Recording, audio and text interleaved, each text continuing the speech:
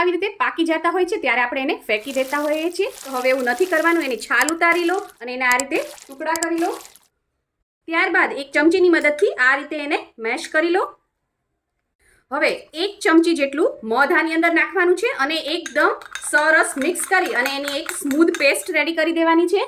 ત્યારબાદ આ પેકને તમારા ચહેરા ઉપર, ગરદન ઉપર, તમારા હાથ ઉપર આ રીતે 3 મિનિટ સુધી જેન્ટલી આ રીતે તમે મસાજ કરો. હળવા હાથે મસાજ કરવાનો અને ત્યારબાદ 2 મિનિટ સુધી આને રેસ્ટ દેવાનો. પછી ધોઈ નાખવાનું છે, સુકાવા દેવાની જરૂર નથી. સરસ પાણીથી ધોઈ નાખો. તમે જોઈ શકો છો રિઝલ્ટ. સ્કિન કેટલી સોફ્ટ થઈ ગઈ છે. જો તમારી સ્કિન એકદમ ડ્રાય થઈ ગઈ હોય અથવા તો એકદમ તડકામાં રહેવાથી અથવા વોટર પાર્કમાં નાવા જવાથી જે સ્કિન આપણી ક્રેક થાય છે, ચામડી તૂટતી હોય છે, અથવા વધારે પડતો મેકઅપ કરવાથી અથવા તો સ્કિન ડલ થઈ ગઈ છે, તો તમે આ રેગ્યુલર અથવા તો અઠવાડિયામાં 1 થી 2 વાર તમે આનો મસાજ કરો. તમારી સ્કિન એકદમ સોફ્ટ બેબીઝ જેવી થઈ જશે.